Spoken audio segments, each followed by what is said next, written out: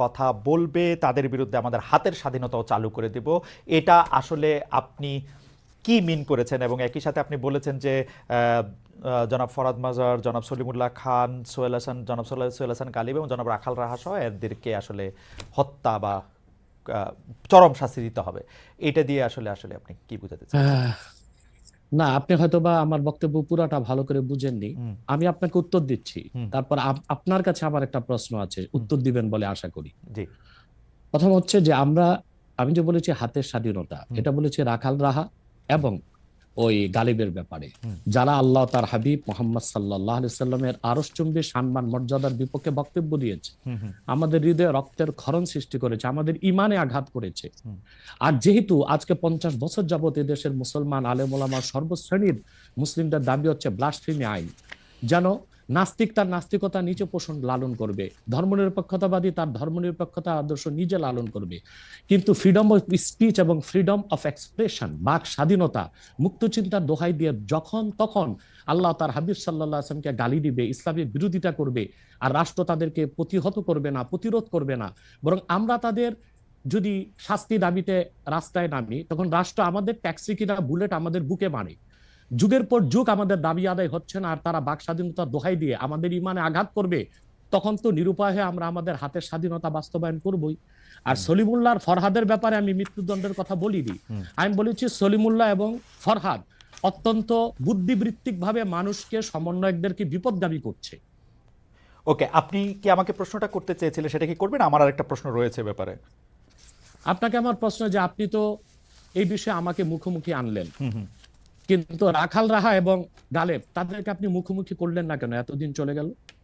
আচ্ছা, আপনি কি এই প্রশ্নের উত্তরটি মানে প্রথম কথা হচ্ছে যে আপনাকে এই বিষয়েই শুধু না, আমরা অনেকগুলি বিষয় বুঝে নেওয়ার জন্য সেটা কথা বলেছি। আপনি একজন ইসলামী স্কলার, বিভিন্নভাবে আপনি হচ্ছেন এই বিষয়ে আপনার যে মতামত, সেই মতামত দেওয়ার জন্য অনেকে বলে থাকেন সবচেয়ে যোগ্যদের একজন, সেজন্য আপনার কাছ থেকে আমরা এটা শুনতে চেয়েছি। জনাব সোহেল হোসেন গালিব এবং জনাব রাখাল রাহা তারা এখন আত্মগোপনে আছেন। আমরা শুনেছি সোহেল হোসেন গালিব হচ্ছে মানে ইয়ার হেফাজতে আছেন, যাকে গ্রেফতার বলা হচ্ছে। সেই জন্য আমরা তাকে আসলে ইচ্ছা করলেও আমরা আসলে তাকে পাবো না এবং তাকে মুখোমুখি করার ব্যাপারে আমরা পারবো না।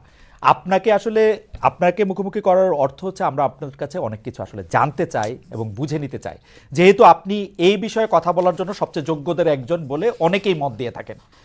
সেই জন্য আমি আশা করি যে আপনার প্রশ্নের উত্তর আমি দিতে পেরেছি, মানে আপনার সাথে ওনাদের তুলনা আমি করতে চাই না আর কি। হাওয়েভার, জনাব আব্বাসী, আমি কি আপনাকে পরবর্তী প্রশ্ন করতে পারি?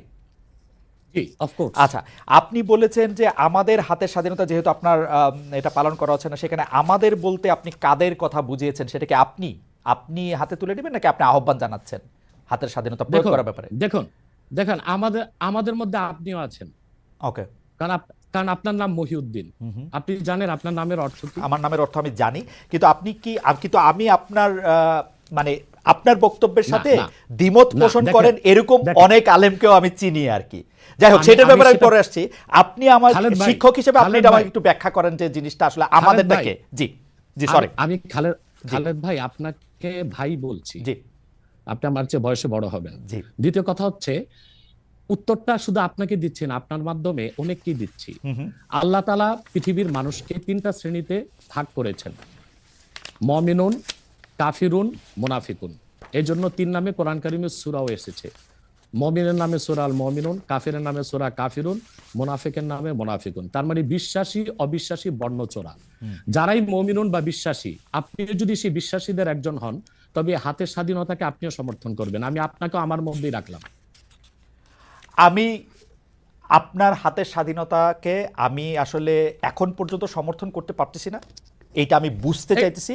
কারণ হচ্ছে যে এই, অনেক, এটা আপনি আমাকে বলেন সেই আপনি কিনা, মানে আমাকে না রেখে আপনি আপনাকে বলেন যে এই হাতের স্বাধীনতা আপনার কিনা। এবং পাশাপাশি আমার প্রশ্ন, বাংলাদেশে এই রকম ফতোয়া দেওয়ার আর কার অধিকার রয়েছে, বা আপনি ছাড়া আর কে এরকম বলতে পারেন? দেখুন, হ্যাঁ সেটাই বলছি। আমার থেকে আপনাকে দূরে সরাতে চাই না, কারণ আপনি মহিউদ্দিন। মহিউদ্দিন মানে যে দিনকে জিন্দা করে, রাইট, ধর্মের দিনের পুনরুদ্ধারকারী। সংস্কার।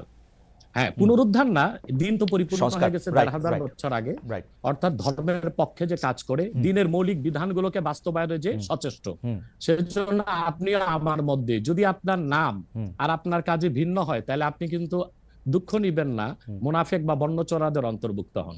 যেহেতু আপনি মহিউদ্দিন এবং আপনি একজন মুসলিম পরিচয় দিচ্ছেন, এটা সকল মুসলিমদের পক্ষ থেকে আমার ফতোয়া। কেন, সেটা আমি ব্যাখ্যা করে দিচ্ছি।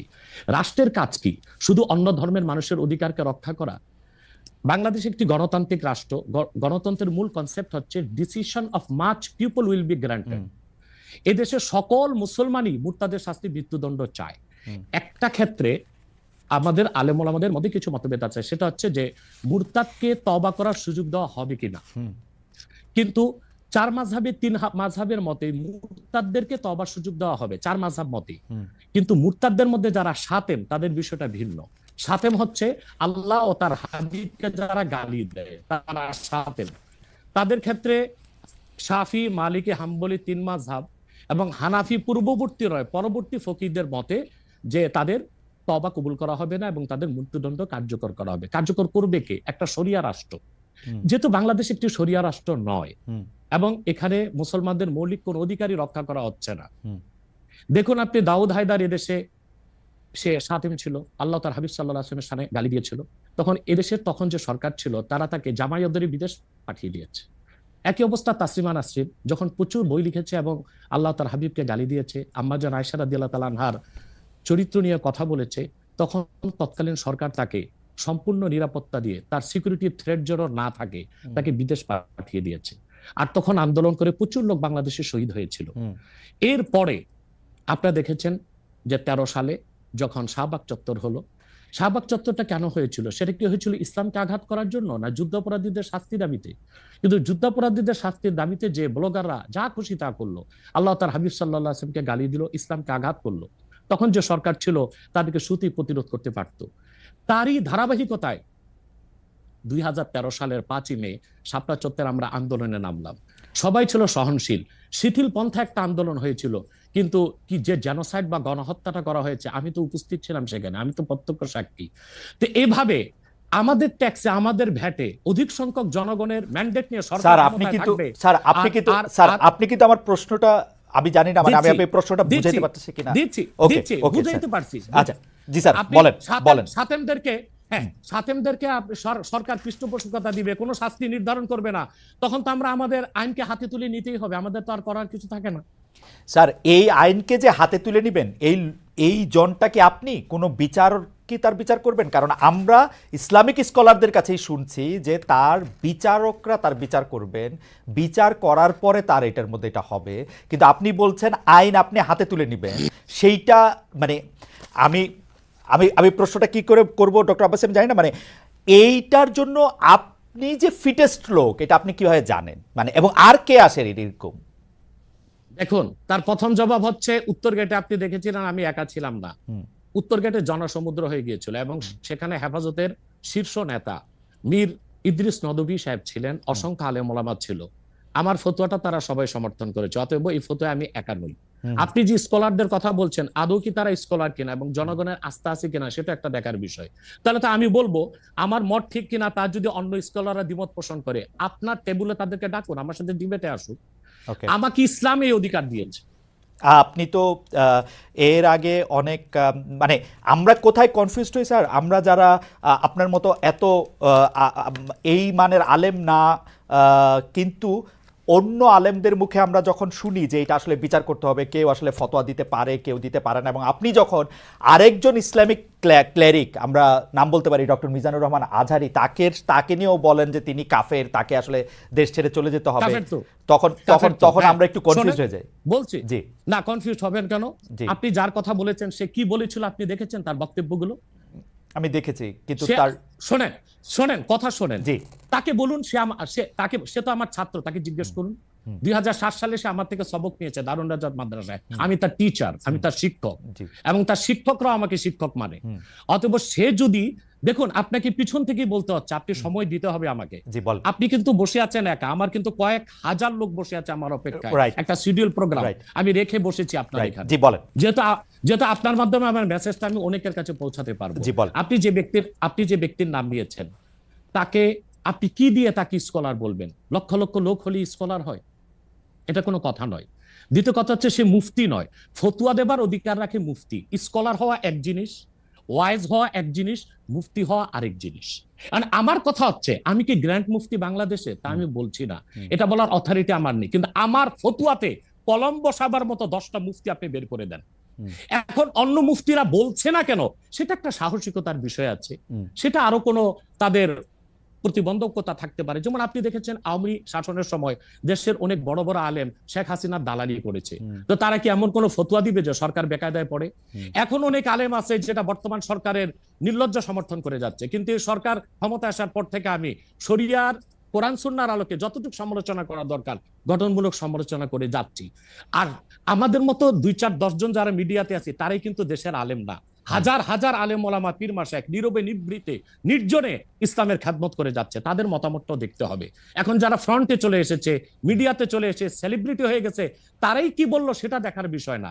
এখানে তো যদি আপনি একটা প্রশ্ন আনেন যে আসলে শাতিমকে ক্ষমা পেতে পারে কিনা, বা রাষ্ট্র যদি শাতিমকে পৃষ্ঠপোষকতা দেয়, তার শাস্তি নির্ধারণ না করে, তাহলে কোনো জনগণ বিচারটা হাতে করতে পারবে কিনা? আপনি দেখুন, পৃথিবীতে যত অভ্যুত্থান ও বিপ্লব হয়েছে, জনগণ আইনকে হাতে তুলে নিয়েছে। আপনি 5ই আগস্ট দেখেন, বাংলাদেশে রাষ্ট্র ক্ষমতা যে এসেছে বর্তমান সরকার, এটা গণতান্ত্রিক পদ্ধতিতে হয় নাই, ছাত্র জনতা আইনকে হাতে তুলে নিয়েছিল। এই বিপ্লবকে আপনি অবৈধ বলবেন? যে 6-7 জন সমন্বয়ক নেতৃত্ব দিয়েছে তাদেরকে আপনি সন্ত্রাসী বলবেন? না, কিছু করার ছিল না। 15 বছরে যে জগদ্দল পাথর ফেসিবাদী হাসিনা বসেছিল, গণতান্ত্রিক পদ্ধতিতে এটাকে সরানো সম্ভব হয় নাই, আইনকে হাতে তুলে নিতে হয়েছে। অতএব যদি গণতন্ত্রের স্বার্থ রক্ষে আইনকে হাতে তুলে নেওয়া যায়, আল্লাহ তার হাবিবের সুমহান ইজ্জত এবং স্বার্থে আল্লাহ তার হাবিব সাল্লাল্লাহু আলাইহি ওয়াসাল্লামের ইজ্জতের বিপক্ষে কেউ কথা বলবে এবং ধারাবাহিকভাবে শাস্তি পাবে না, চলতেই থাকবে। আমরা শুধু মিটিং মিছিল করে লাঠি পেটা খাবো আর গুলি নিব, স্যার আপনার কাছে মনে হয় না, স্যার আপনার কাছে মনে হয় না এটা আপনার, স্যার আপনার কাছে মনে হয় না এটা আপনার পয়েন্ট অফ ভিউ? বিকজ আপনি যা বলছেন, হ্যাঁ আপনি এটা ঠিক যে আপনি তো একজন স্কলার, শিক্ষক, পড়াচ্ছেন, এবং আপনি গ্র্যান্ড মুফতি না হলেও একজন মুফতি, কিন্তু আমরা ধরেন আমি এখন কথা বললাম হচ্ছে যে বাংলাদেশে কিন্তু এইটাও প্রচলিত যে যারা বলতেছে যে তারা আসলে যা কিছু পরীক্ষিত হাদিস নয়, যা কিছু পরীক্ষিতভাবে কোরআনের ফয়সালা নয়, তারা তা মানতে চান না। ধরা যাক ঈদে মিলাদুন্নবী সম্পর্কে তাদের একটা বয়ান আছে, তাদের আরও অনেক কিছু নিয়ে তাদের একটা বয়ান আছে। তাদের মধ্যে থেকেও কেউ কেউ আছেন যারা মক্কা মদিনায় বড় বড় জায়গায় আলেমের কাজ করতেছেন। আমি আব্দুর রাজ্জাক বিন ইউসুফের কথা বলতে পারি, আরও আপনি জানেন কাদের কথা আমি বলছি। তাদের কেউ কেউ মনে করেন আপনার পথ তো আসলে ঠিক না। 1, 2 হচ্ছে আপনি যার কথা যেভাবে বলতেছেন যে ধরেন মিজানুর রহমান আজহারী কি আসলে একজন স্কলার কিনা। এখন কেউ কেউ তো এই প্রশ্ন তুলেছেন যে জনাব এনায়েতুল্লাহ আব্বাসীও যথেষ্ট পরিমাণে এই জায়গায় আছেন কিনা। সেই জন্য আমি জানতে চাইতেছিলাম যে আপনি যখন আইন হাতে তুলে নেওয়ার কথা বলেন স্যার, সেইটা কি আপনি কিভাবে তার যোগ্য, এবং আপনি ছাড়া আর কে আছেন এটার মধ্যে যোগ্যতার জায়গায় আর কি? আমি এখন বলছি, আমি মনে করি আমি গ্র্যান্ড মুফতি বাংলাদেশের। আচ্ছা, আপনি মনে করছেন আপনি গ্র্যান্ড মুফতি? ওকে, এবং এটা আমি চ্যালেঞ্জে, ওকে ওকে, আমার ফতুয়ার বিপক্ষে, আমি শোনেন, আমার ফতুয়ার বিপক্ষে যে যাচ্ছে তাকে আমার সাথে বসান, আপনার প্ল্যাটফর্মে বসান। এক, দ্বিতীয় কথা হচ্ছে ঈদে মিলাদুন্নবী নিয়ে যে আপনি প্রশ্ন করেছেন, ঈদে মিলাদুন্নবী সাল্লাল্লাহু আলাইহি ওয়াসাল্লাম নিয়ে অনেক ডিবেট হয়েছে এবং ঈদে মিলাদুন্নবীর পক্ষে যারা, তারাই বিজয়ী হয়েছে। আর বাংলাদেশে ওলামায়ে দেওবন্দের একটা বিরাট অংশ যারা মূল ধারার, তারা কিন্তু ঈদে মিলাদুন্নবী নিয়ে কখনো বিরোধিতা করে না। কিছু মাত্র স্কলার আছেন যারা কোনোভাবে পারসেজ হয়ে আছেন, তারাই ঈদে মিলাদুন্নবীর বিরোধিতা করে। আমরা বলি মিলাদ যার সিরাত নার তার, মিলাদুন নবী সাল্লাল্লাহু আলাইহি ওয়াসাল্লাম ব্যানারও মাহফিল হতে পারে, সিরাতুন নবী সাল্লাল্লাহু আলাইহি ওয়াসাল্লাম ব্যানারও মাহফিল হতে পারে। এবং আপনি শুনেছেন আজকে 4 বছর যাবত সৌদি সরকার উচ্চ ওলামা পরিষদ ফতোয়া দিয়েছে যে ঈদে মিলাদুন্নবী উপলক্ষে মাহফিল সৌদি আরবে হবে, এবং 12 রবিউল আউয়াল তারা রাষ্ট্রীয় ছুটি ঘোষণা করে রেখেছে। এবং বাংলাদেশে বর্তমান সরকারও যথেষ্ট আলেম ওলামা আছেন যারা কওমি ঘরানার এবং দেওবন্দ ঘরানার, যাদেরকে আমরা আহলে হক মনে করে থাকি। এবং আমরা মনে করি জৌনপুর, ফুরফুরা, সারসিনা, আহলে সুন্নাত, আহলে হক একই ধারাতেই চলে আসছে।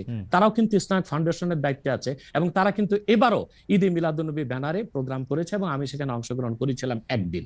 অতএব বিচ্ছিন্নভাবে কে কি ঈদে মিলাদুন্নবীর বিরোধিতা করলো, আব্দুর রাজ্জাক সাহেবের নাম বলেছেন, ওনাকেই বসান আমার সাথে কথা বলি, সংলাপ হতে তো কোনো দোষ নাই। ওকে, বা আপনি আরো যাদের কথা বলেছেন আচ্ছা তাদেরকে বসান আমাদের সাথে। আচ্ছা, আমার এখানে একটা সম্পূরক জাস্ট প্রশ্ন আছে আইনের ব্যাপারে। যেহেতু তেহরিকে খতমে নবুয়তের শাখা যুক্তরাজ্যেও আছে, এখানেও আছে, আপনি একইভাবে এই কথা বা ভারতের পশ্চিমবঙ্গের কথা বলেছেন, এইখানে যেটা বলছেন সেটা কি যুক্তরাজ্য এবং ভারতের পশ্চিমবঙ্গের জন্য প্রযোজ্য? যুক্তরাজ্যেও যদি কেউ এই ধরনের কথা বলে তাকেও কি আপনি এরকম একটা কথা বলবেন বা বলতে পারবেন? জি জি বলবো। আমি যুক্তরাজ্যে যে সাফার করে এসেছি সেটা শোনেন আগে। জি, 2 বছর আগে আমি যুক্তরাজ্যে গিয়েছিলাম। আমার 7টা প্রোগ্রাম ছিল। ওকে, 4টা প্রোগ্রাম করতে পেরেছি, 3টা প্রোগ্রাম আমি করতে পারিনি। এবং সেখানে আমার বিরোধিতা করেছিল নাইজেল ফারাজ। আপনি জানেন তাকে, নাইজেল ফারাজকে জানেন, সিএনএন এ হ্যাঁ। নিউজ প্রেজেন্টার, এবং সে ব্রেক্সিট আন্দোলনের হোতা ছিল এবং সে ব্রিটিশ পার্লামেন্টে মেম্বার ছিল। আমার যেদিন সেন্ট্রাল লন্ডনে প্রোগ্রাম ছিল, নাইজেল ফারাজ লং মার্চের ঘোষণা দিয়েছিল এবং আমি সেখানে যেতে পারিনি। কেন? নাইজেল ফারাজ 23টা প্রতিবেদন করেছিল আমার বিপক্ষে। তার মধ্যে উল্লেখযোগ্য ছিল যে আমি মুরতাদের শাস্তি মৃত্যুদণ্ড চাই। বাট ব্রিটিশ পুলিশ আমাকে অ্যারেস্ট করেনি এবং ব্রিটিশ পুলিশ আমাকে শুধু প্রোগ্রাম করতে দেয়নি সহিংসতা বেশের জন্য। কিন্তু আমি রানীকে গালি দিয়েছি, সেটাও সেখানে তুলে ধরা হয়েছে। আমি রানীকে গালি দেওয়া যায় ইংল্যান্ডে? হ্যাঁ হ্যাঁ, মুরতাদের শাস্তি মৃত্যুদণ্ড চেয়েছি, সেইটা 23টা প্রতিবেদন করে আমার এই বক্তব্য ফতোয়াগুলো সেখানে লন্ডনে দেখানো হয়েছে। আমি বাংলাদেশে যে চরিত্র, লন্ডনে সেই চরিত্র, পশ্চিম বাংলায় সেই চরিত্র।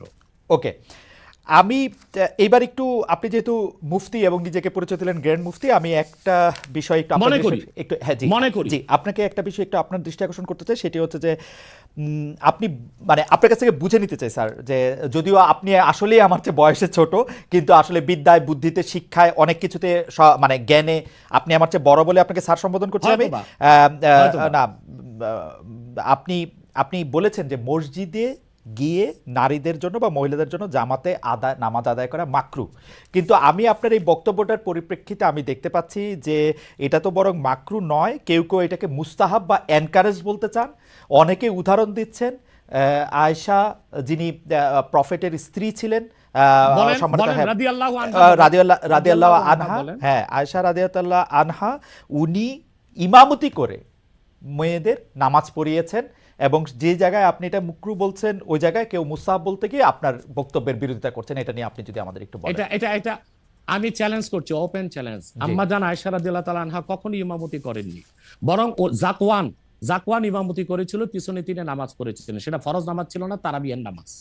আপনাকে যে তথ্য দিয়েছে সে ভুল তথ্য দিয়েছে। ওকে, সেটা মেয়েদের নামাজ পড়াটা মুস্তাহাব কিনা? এক। দ্বিতীয় হচ্ছে আল্লাহর হাবিব সাল্লাল্লাহু আলাইহি ওয়াসাল্লামের নূরের জামানায় মসজিদ নববীতে মহিলাদেরকে অ্যালাউ করা হতো, তারা নামাজে আসতেন। কিন্তু আল্লাহর হাবিব সাল্লাল্লাহু আলাইহি ওয়াসাল্লাম মহিলাদেরকে নিরুৎসাহিত করেছিলেন, নিষেধ করেন নাই। কারণ মহিলাদেরও দিন শেখা বাকি ছিল এবং আল্লাহ হাবিব সাল্লাল্লাহু আলাইহি ওয়াসাল্লামের কাছে ওহী আসতো, সেজন্য মহিলাদের নিষেধ করা হতো না, তারা মসজিদে আসতেন। হযরত ওমর রাদিয়াল্লাহু তাআলা আনহু তার খেলাফতের সময় বলেছেন মহিলাদের জন্য ঘরেই নামাজ পড়াটা উত্তম। তখন প্রচুর পরিমাণ সাহাবী উপস্থিত ছিলেন, তারা হযরত ওমরের এই কাজে কেউ বাধা দেননি। সেজন্য মহিলাদের মসজিদে আসাটা হারাম নয়, মাকরু বলা হয়েছে জামাতে আসা। কারণ আম্মাজান আয়েশা রাদিয়াল্লাহু তাআলা আনহা নিজেও বলেছিলেন যে বর্তমানে মানে 1500 বছর আগেই আম্মাজান আয়েশা বলেছেন যে এখন মহিলাদের মসজিদে না আসাই উচিত ফিতনার এই সময়। তো 1500 বছর আগে যদি ফিতনার আশঙ্কা করে আম্মাজান আয়েশা মসজিদ নববীতে মহিলাদের আসাটাকে নিরুৎসাহিত করে থাকেন, তাহলে হযরত ওমর রাদিয়াল্লাহু তাআলা আনহুর সিদ্ধান্তটা সঠিক ছিল। আর বর্তমান যুগে সেটা আমরাও নিরুৎসাহিত করি, এজন্যই মাকরু বলি। মাকরু মানে হারাম নয়, খুব কঠিনভাবে নিষিদ্ধ নয়, জাস্ট নিরুৎসাহিত করা। আপনি মাকরু ফতোয়াটা কোথায় পেলেন? আর আপনি যে বলছেন যে কোথায় পেলাম বলছি, আনহা এটা পড়েন নাই, কিন্তু আমি এখন যেটা দেখতে পাচ্ছি যে women praying in congregation among themselves, এটা মাদিনা বলে একটা পিরিয়ডিক্যালস বাইর হয় মাদিনা ইউনিভার্সিটি থেকে, সেইখান থেকে একজন বলতেছেন যে এটা পড়ছেন। আমি তো এটা সত্য বিচার করতে পারবো না। আয়েশা রাদিয়াল্লাহু তাআলা আনহা ইমামতি করেননি, তিনি জাকওয়ান ওনার খাদেমের পিছনে নামাজ পড়েছেন। সেটা ফরজ নামাজ ছিল না, তারাবিহের নামাজ ছিল। জি, এটা বুখারী শরীফের হাদিস। আমাকে সময় দিলেন বের করে দিব। আচ্ছা ঠিক আছে, আপনি কি এইটা একটু বলবেন যে মাকরুটা আপনি কোথায় পেলেন? এটা হানাফিদের সর্বসম্মত মত। হানাফিদের সর্বসম্মত মত যে মেয়েদের মসজিদে গিয়ে নামাজ মাকরু। পড়াটা মাকরু। জামাতে হজের যাওয়া মাকরু। হজের সময় ওইটা ভিন্ন বিষয়। ওইটা ভিন্ন হজটা তো বিষয়। ফরজ। হজটা জি। ফরজ এবং সেখানে নামাজ আদায় করা ওই সময় মেয়েরা হ্যাঁ, জামাত আদায় করতেছে, একেবারে ওইটা ওরা করতে কাবা পারবেন, পারবে। কিন্তু পরে আর এমনিতে নরমালি আর পারবে না। পারবে না মানে বললাম তো, নিরুৎসাহিত করা হয়েছে। তারা if it ঘরেই is- পড়বে, ঘরে স্যার পড়াটাই স্যার উত্তম। এটা যদি মকরু হইতো এখন- তাহলে কি হজের সময় এটা পড়াটা জায়েজ থাকতো? না, স্থানকাল ভেদে পার্থক্য আছে না। আপনি এখন তো আপনি আজকে আগামীকাল দুপুরে আপনি পানাহার করতে পারবেন, কিন্তু পহেলা রোজায় দুপুরে পানাহার করতে পারবেন? সেটা তো এটা- হারাম হয়ে যাবে না? তার মানে হচ্ছে স্থানকাল পাত্র বেশে হুকুমটা ভিন্ন হবে না? হবে, কিন্তু যেটা আপনি যেখানে- যেটা আরে, হজে আরে, পারমিটেড, শোনেন, যেটা হজের মাঠে পারমিটেড, সেটা আর হজ- পৃথিবীর হজটা কোথাও মাকরু কি? হইতে পারে? হজটা কি? হজটা হচ্ছে কাবাগরে যেতে হবে, হুম, পুরুষকেও যেতে হবে, মহিলাকেও যেতে হবে। Right. কাবাগর একটাই, রাইট। সেজন্য সেখানে সেটা ছাড় আছে।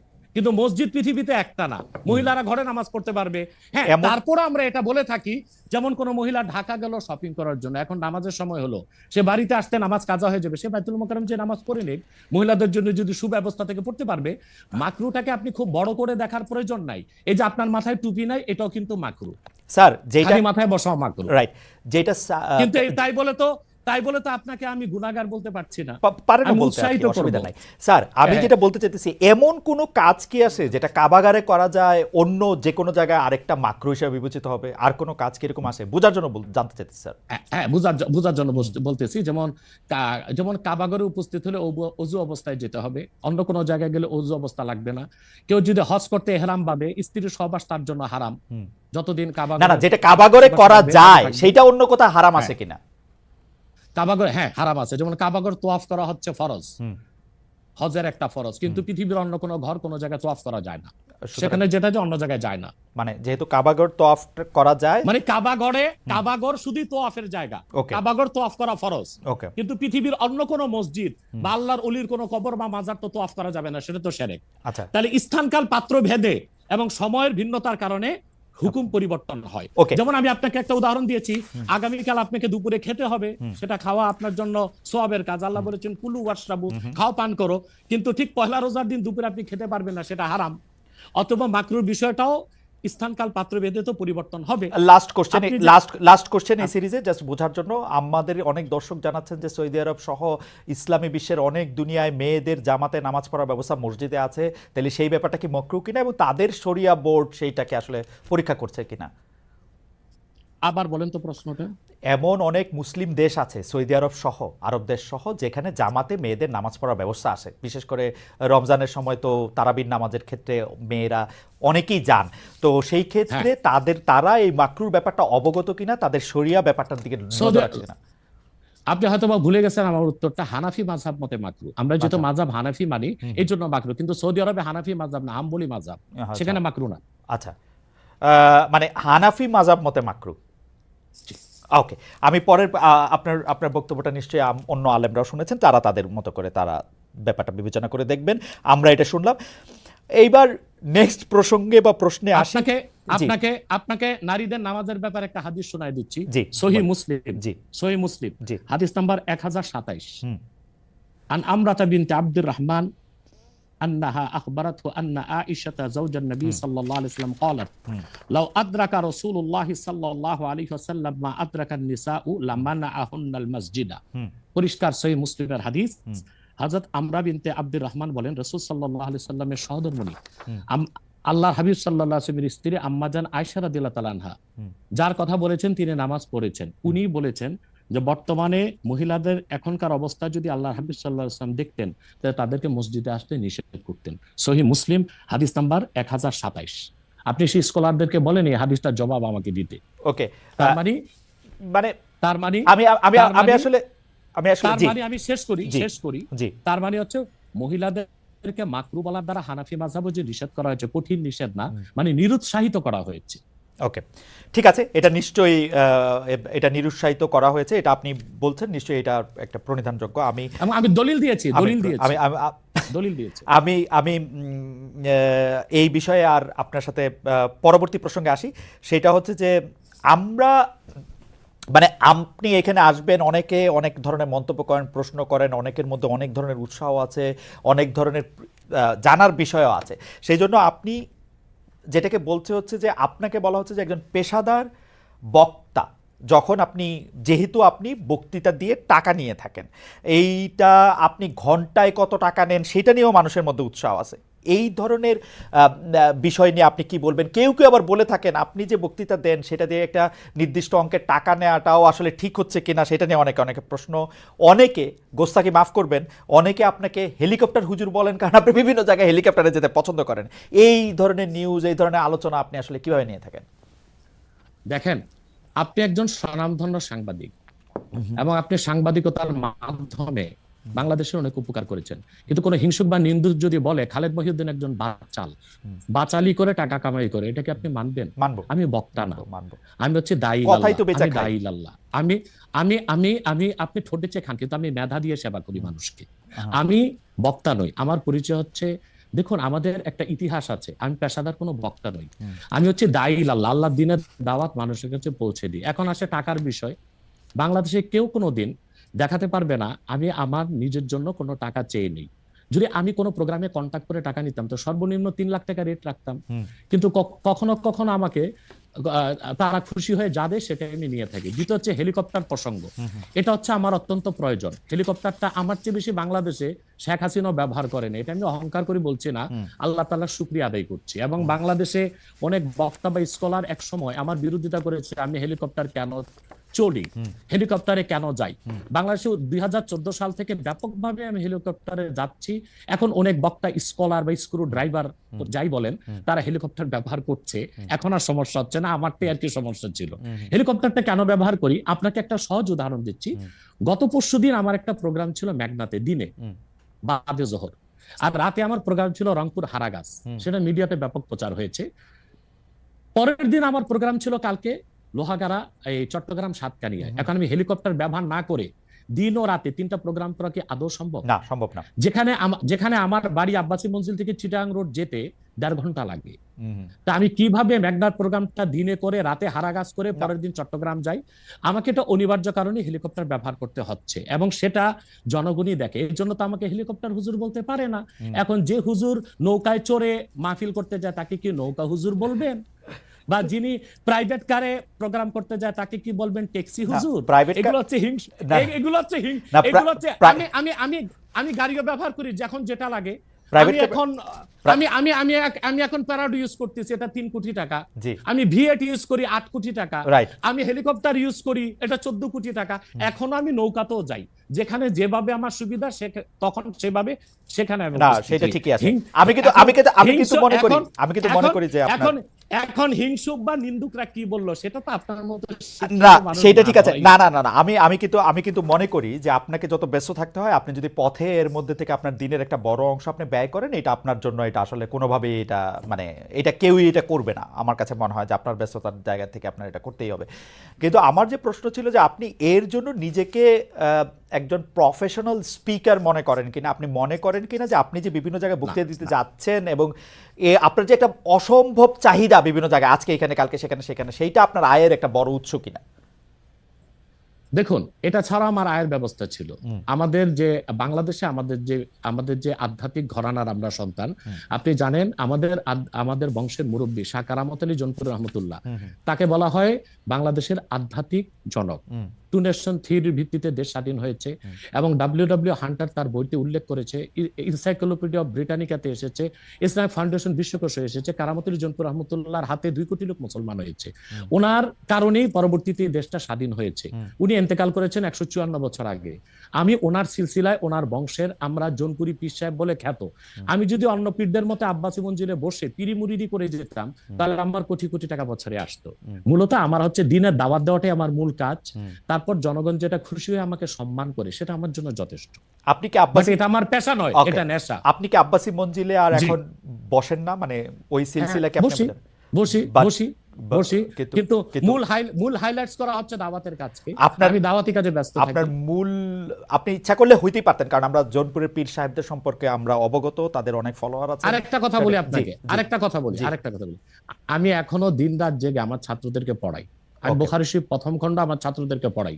তো শুধু মাদ্রাসায় পড়িও আমি কয়েক লাখ টাকা কামাই করতে পারতাম, বই লেখক কামাই করতে পারতাম, কিন্তু আমি মনে করি তৃণমূল পর্যায়ে আল্লাহর কোরআনের দাওয়াত পৌঁছে দেওয়ার জন্য ওয়াজ মাহফিলের কোনো বিকল্প নেই। রাইট, সেই জন্য এটা আমার পেশা নয়, এটা আমার নেশা। এটা আপনার নেশা, কিন্তু আপনি অন্যগুলি যেগুলি আপনি অর্থকরী দিতে পারতেন সেগুলি তো আপনি নেন নাই, আপনি নিছেন হচ্ছে দিনের দাওয়াতের জায়গাটাকে, টাইমটাকে, নিচ্ছি, সেই ওগুলো নিচ্ছি, ওগুলি কিন্তু আপনি ঠিক টাকার জন্য আপনি ব্যবহার করতেছেন না। আয়ের ব্যবস্থা নয়। রাইট, সেই জন্য আমরা আপনাকে একজন পেশাদার মানে বা প্রফেশনাল রিলিজিয়াস স্পিকার এরকম বলতে পারি কিনা, সেইটাই ছিল আর কি আমাদের প্রশ্ন।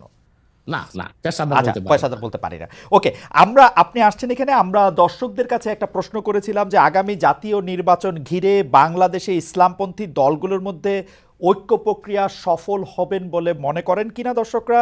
শতকরা 56% দর্শক মনে করছেন হ্যাঁ, শতকরা 44% দর্শক মনে করছেন যে না, সেই ঐক্য প্রক্রিয়া সফল হবে না। 70,000 দর্শক ভোট দিয়েছেন। আমি একটু আবার জনাব আব্বাসীর কাছে ফিরি। জনাব আব্বাসী, আপনি আপনার বক্তব্যে সামাজিক বিষয়, আধ্যাত্মিক বা পারলৌকিক বিষয়গুলির পাশাপাশি রাজনৈতিক বিষয়গুলিও উঠে আসে। আপনি যখন যে প্রয়োজন মনে করেন দাবি দাওয়া নিয়েও মাঠে নামেন। আপনার রাজনৈতিক মিশন ও ভিশন সম্পর্কে একটু জানতে চাই। গত অগাস্টের শেষ দিকে নতুন রাজনৈতিক দল গঠনের কোনো গঠনের ঘোষণা দিয়েছিলেন, তাতে অগ্রগতি আছে কিনা আপনি যদি একটু সংক্ষেপে বলতেন। দেখুন, আমার রাজনৈতিক দর্শনটা ভিন্ন। সেটা হচ্ছে যে রাজনীতির দুইটা দিক রাষ্ট্রবিজ্ঞানের, আপনি ভালো জানেন। একটা হচ্ছে থিওরিক্যাল পলিটিক্স, আর একটা হচ্ছে অ্যাপ্লাইড পলিটিক্স। তা আমি অ্যাপ্লাইড পলিটিক্সটা করি না, হরতাল মিছিল মিটিং ভোটাভুটি এগুলোকে আমি সমর্থন করি না, বাট থিওরিক্যাল পলিটিক্স এটা আমি খুব চর্চা করি। এবং থিওরিক্যাল পলিটিক্সটা হচ্ছে রাষ্ট্রবিজ্ঞানের অবজারভেশনাল সায়েন্স, পর্যবেক্ষণমূলক বিজ্ঞান। আমি বাংলাদেশ নিয়ে আমার যে চিন্তা চেতনা এবং বাংলাদেশের ভবিষ্যৎ নিয়ে, এটা 8ই আগস্ট আমি সংবাদ সম্মেলন করে বলেছি, সেটা আপনি দেখবেন, জনগণও দেখবে বলে আশা করি। আমি আমার বক্তব্যে বারবার বলে এসেছি, বাংলাদেশে এখন যারা রাজনীতির দায়িত্ব নিয়েছে, রাষ্ট্র পরিচালনা, রাষ্ট্র মেরামতের, তাদের হাতে বাংলাদেশের রাজনীতির ভবিষ্যৎ মোটেও নাই। এটা চলে গেছে আটলান্টিকের ওপারে। আমি সবসময় আমার বক্তব্যে ভারত বিরোধিতা করে এসেছি। আমি ভারতের আধিপত্য এক মুহূর্তের জন্য বাংলাদেশে মানতে পারি না। আমি বলেছি ভারতীয় হিন্দুত্ববাদ আর আধিপত্যবাদ থেকে বাংলাদেশ মুক্ত হয়েছে, কিন্তু মার্কিন আগ্রাসন ধেয়ে আসছে। এখন যদি এখানে আমি মনে করি যে পশ্চিমা দুনিয়ার 3টা এজেন্ডা, একটা হচ্ছে বর্তমান সরকারকে বসানো। বর্তমান সরকার যে গঠন করা হয়েছে এটা তো কোনো বিপ্লবী সরকার হয়নি। আমি তো চেয়েছিলাম প্রত্যেক মূলধারা রাজনৈতিক দল থেকে ঘাঘু রাজনীতিবিদ যারা তৃণমূল থেকে রাজনীতি করে এসেছে তাদেরকে নিয়ে একটা ইন্টারিয়াম গভর্নমেন্ট হবে, তা তো হলো না। বরং আমি মনে করি এটা পশ্চিমা দুনিয়ার, একটু বলি, বরং পশ্চিমা দুনিয়ার যে প্রেসক্রিপশন ছিল ওই অনুযায়ী বর্তমান সরকারটা গঠন করা হয়েছে, যে কারণে এরা দেশের কোনো সংস্কারও করতে পারবে না, মেরামতও করতে পারবে না, যা আমরা ইতিমধ্যে এতদিন দেখেছি। দ্বিতীয় কথা হচ্ছে, এখন আমি যা দেখতে পাচ্ছি বাংলাদেশ মার্শাল লর দিকে যাচ্ছে। তারপর আমার অ্যানালাইসিস হচ্ছে এটা সিভিল ওয়ারের দিকে চলে যাবে, এবং ফ্রি ফেয়ার ইলেকশন হয় কিনা আমি শঙ্কায় আছি, জানি না, আমার সংখ্যা ভুল হতেও পারে। ওকে, আপনি দ্বিতীয় কথা হচ্ছে, আমি একটু মাঝখানে একটু হারাই ফেলবো, সেই জন্য আমি একটু বলি, আপনি যে ঘাঘু রাজনীতিবিদদের সমন্বয়ে সরকার গঠনের কথা বলছিলেন, তাদের দুই একজনের নাম কি বলবেন, যে এরা থাকলে আপনি বুঝতে পারতেন যে এরা ঘাঘু রাজনীতিবিদ থাকছে সরকারে? যেমন মনে করেন বিএনপি থেকে দুই একজন নেওয়া যেতে পারতো, জামাত ইসলামের ডক্টর শফিক সহ আরো কিছু অভিজ্ঞ কিছু নেতা নেওয়া যেতে পারতো, এবং আরো যেমন ছাত্র সমন্বয়কদের থেকে যারা যেমন তাদেরকে যারা বুদ্ধিভিত্তিক নেতৃত্ব দিয়েছে তাদের রাখা যেতে পারতো। অর্থাৎ বাংলাদেশের যে রাজনীতি করবে তারা বাংলাদেশের ইতিহাস ঐতিহ্য এই জাতির নৃতত্ব সম্পর্কে জানা থাকতে হবে, নতুবা এই জাতিকে কেউ শাসন করতে পারবে না। যারা এখন শাসন করতেছেন তাদেরকে আপনি এর যোগ্য মনে করেন না, এবং আপনি মনে করেন একটা সিভিল ওয়ারের দিকে, একটা মার্শাল লর দিকে? তাদেরকে আমি অযোগ্য বলছি না, কিন্তু রাজনীতির ময়দানে তারা খুব যোগ্য নয়। তারা যদি খুবই যোগ্য হতো তাহলে দেশকে এই অবস্থায় যায়, এখন লুটপাট ধর্ষণ যেভাবে বেড়েছে, এখন এটা তো স্বাভাবিকই মনে হচ্ছে যে দেশ কোনো ভালো গন্তব্যে যাচ্ছে না। এখন আমার কথাটা শুনুন, আমি আগ থেকেই বলে এসেছি, এই সবগুলো বিপদ হুমকিকে ওভারকাম করা যেত, এবং মার্কিন আগ্রাসনকে ঠেকিয়ে আমরা একটা সুন্দর বাংলাদেশ ফেয়ার এবং ফ্রি ইলেকশনের মাধ্যমে করতে পারতাম। এটার দায়িত্ব যদি ইসলামপন্থীগণ নিতেন। এখন ইসলামপন্থী কারা? শুধু জামাত ইসলামীকে তো দিলে হবে না। এই দেশে 3 থেকে 3.5 লক্ষ মসজিদের ইমাম হচ্ছে হেফাজতের লোক, তারা হচ্ছে মসজিদগুলোকে কন্ট্রোল করে, এবং প্রত্যেকটা সমাজ কিন্তু এখনো মসজিদ কর্তৃকই নিয়ন্ত্রিত। ইমাম সাহেবের কথাটাই সমাজের লোক শুনে। তো বোঝা যাচ্ছে বাংলাদেশের রাজনীতিতে মূল শক্তি হিসেবে আসতে পারে হেফাজত ইসলাম বাংলাদেশ, তাদেরকে নিতে হবে। জামাত ইসলামী আছে, খেলাফত আছে, অন্যান্য ইসলামী দলগুলোকে নিয়ে যদি একটা অ্যালায়েন্স করা যেত, তাহলে বাংলাদেশে যে কোনো আগ্রাসনও ঠেকানো যেত, ফ্রি অ্যান্ড ফেয়ার ইলেকশনও করা যেত, এবং অন্তত শতাধিক আসন নিয়ে ইসলামপন্থীগণ সংসদে যেতে পারত। ওকে, ইসলামপন্থীদের কথা যেহেতু আসলো, মানে আপনাকে প্রথমে একটু প্রশ্ন করে রাখতে চাই যে আপনি নতুন রাজনৈতিক দল ঘোষণা অগাস্টে দিয়েছিলেন, আপনার রাজনৈতিক দর্শনের কথাও বললেন যেটা অনেকের থেকে আলাদা। বর্তমানে যেসব রাজনৈতিক ইসলামী আদর্শে অনুপ্রাণিত রাজনৈতিক দল আছে, জামাত ইসলামী সহ, তাদের কারোর সাথে যুক্ত হওয়া বা তাদের কারোর ব্যাপারে মানে তাদের অন্তর্ভুক্ত হওয়ার কি আপনি ভাবছেন, বা তাদের কাউকে আপনি সহি ইসলামিক আদর্শে অনুপ্রাণিত রাজনৈতিক দল মনে করেন কিনা? দেখুন, আমি আগেই বলেছি যে আমি অ্যাপ্লাইড পলিটিক্স করি না, আমি থিওরিক্যাল পলিটিক্স করি। কারণ আমি খেলাফার আদর্শে বিশ্বাসী, আমি ডেমোক্রেসিতে বিশ্বাসী নই। আমি মনে করি ডেমোক্রেসি বা গণতন্ত্রটা পৃথিবীর মানুষকে প্রতারিত করছে। ডেমোক্রেসি বা গণতন্ত্রের সুবিধা নিচ্ছে আমেরিকা এবং কয়েকটা ইউরোপিয়ান দেশ। আমাদের মতো তৃতীয় বিশ্বের দেশগুলো গণতন্ত্রটাই আমাদের জন্য অভিশাপ। আমাদের কোনো স্বাধীন পররাষ্ট্রনীতি নেই, আমাদের কোনো ট্যাক্সি অর্থনীতি নেই, আমাদের কোনো পূর্ণাঙ্গ শিক্ষা ব্যবস্থা নেই, আমাদের কোনো সুস্থ সংস্কৃতি নেই। এটার জন্য ডেমোক্রেসিকে একটা আপনি বাধা মনে করতেছেন, এই যে নাই যে এবং অভিশাপ মনে করি, অভিশাপ মনে করি। তাহলে তো এই জন্য এখন যারা বাংলাদেশে রাজনীতি করছে ইসলামী রাজনীতির ব্যানারে, তা তো ডেমোক্রেসি করছে, অথবা আমি তাদের সাথে যুক্ত হওয়ার প্রশ্নই আসে না। তবে তারা যেন সুবিধাজনক ভাবে সংসদে যেতে পারে, বিরাট সংখ্যক একটি প্রতিনিধি দল নেই, সেটা আমি চাই। এটা শরীয়তের একটা বিধান আছে, আর জারুরাতু তাতাকাদ্দারু বিকাদ্রিজ জারুরা। ডেমোক্রেসিকে আমি পছন্দ করি না, কিন্তু বিশেষ মুহূর্তে বড় বিপদকে ঠেকাতে মাঝে মধ্যে হারাম জিনিসটাকে কিছু সময়ের জন্য হারাম জেনে কিছু সময়ের জন্য শিথিলতায় যাওয়া যায়। সেজন্য আমি মনে প্রাণে চাই, আমি খেলাফায় বিশ্বাসী হলেও এদেশে যারা ইসলামী রাজনীতির ব্যানারে আন্দোলন করছে সর্বোচ্চ সংখ্যক আসন নিয়ে তারা সংসদে যান। কিন্তু তাদের মধ্যে তো অনেকগুলি ফ্র্যাকশন আছে, একজন আরেকজনের ঠিক বিশ্বাস করে না। জামায়াতে ইসলামীকে যেমন ধরেন, জামায়াতে ইসলামী অনেক ইসলামিক রাজনৈতিক দলের কাছেই খুব গ্রহণযোগ্য দল না। আমরা দেখেছি যে হেফাজতে ইসলামীর আন্দোলনের ক্ষেত্রে শেখ হাসিনাকে কওমি জননী উপহার দেওয়া, শেখ হাসিনার সাথে হাতকে শক্তিশালী করার জন্য হেফাজতের বিভিন্ন নেতৃবৃন্দের বিভিন্ন সময় সার্বিক অবস্থান জামাতে ইসলামীকে ঠেকানোর জন্য হয়েছিল। আপনি নিশ্চয়ই খেয়াল করেছেন। আমি এই ফ্র্যাকশনগুলো আলাদা আলাদা করে বলতে পারি। চরমোনাই সাহেবের যে একমত নই, এটা আমি একমত নই। হেফাজত ইসলামী আর জামাত ইসলামের মধ্যে আমি বলি এক হচ্ছে জামাত ইসলামীর যিনি প্রতিষ্ঠাতা ছিলেন আবুল আলা মওদুদী, তিনি মুহাদ্দিসও ছিলেন না, মুফাসসিরও ছিলেন না, তবে তিনি ছিলেন দার্শনিক এবং রাষ্ট্রচিন্তক।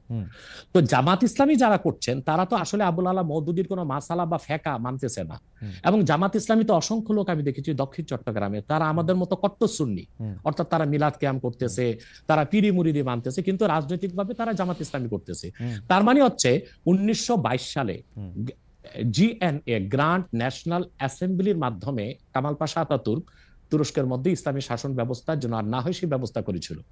তারপরে প্যান ইসলামিজম নিয়ে আসলো জামালউদ্দিন আফগানি। পরবর্তীতে 1942 সালে আবুল আলা মওদুদী চিন্তা করলেন যে এই সংকটকালীন মুহূর্তে ইসলামী রাষ্ট্র প্রতিষ্ঠার জন্য গণতন্ত্রটাকে বেছে নেওয়া যেতে পারে।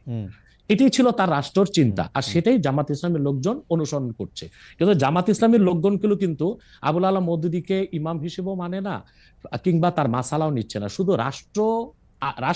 কিন্তু ডক্টর আব্বাসী এই কথাটা আপনি বলতেছেন, আমি তো জামায়াতের কোন নেতার মুখে এরকম শুনি নাই। আমি বলছি এখন ইসলামী একটি রাষ্ট্র প্রতিষ্ঠার জন্য তারা আবুল আলা মওদুদীর রাষ্ট্র চিন্তাটা নিয়েছে। এখন আমরা বা অন্য হেফাজত ইসলাম বা কওমি ঘরানার যারা বিরোধিতা করি জামাতের, সেটা হচ্ছে আবুল আলা মওদুদীর আকীদা যে ভুল ত্রুটি ছিল সেটার বিরোধিতা করি আমরা। কিন্তু একটা কথা মনে রাখবেন, ইসলামের মৌলিক বিশ্বাসের ক্ষেত্রে জৌনপুর, ফুরফুরা, দেওবন্দ, কওমি, চরমোনাই, জামাত, মসজিদ সবাই কিন্তু এক। ওকে, আপনি দেখেন, আমি বলি যেমন 13 সালের 5ই মে শাপলা চত্বর আমি উপস্থিত হয়েছিলাম কয়েক লক্ষ লোক নিয়ে। আমি তো জৌনপুরের এবং আমাকে সুন্নি বলেই জানে, কারণ হেফাজত ইসলামের 13 দফা দাবি আমাদের সকল মুসলমানের দাবি ছিল। এবং সেখানে সারা বাংলাদেশ থেকে 13 সালের 5ই মে জামাত ইসলামী ও শিবিরের লোকজন 200 বাস নিয়ে উপস্থিত হয়েছিল। কারণ ওই 13 দফা দাবির পক্ষে তারাও ছিল, হয়তোবা তারা রাজনৈতিক ভাবে বলতে পারছে না, কিন্তু সেখানে উপস্থিত হয়েছিল। তো কথা হচ্ছে যে মৌলিক বিশ্বাসের ক্ষেত্রে সকল মাসলাকের মুসলমান এক, কিন্তু বাংলাদেশে রাজনীতি করার ক্ষেত্রে কিংবা নিজ নিজ অবস্থান ধরে রাখার জন্য শাখা প্রশাখাগত বিষয়ে একটু দ্বন্দ্ব আছে, এটা তো থাকতেই পারে।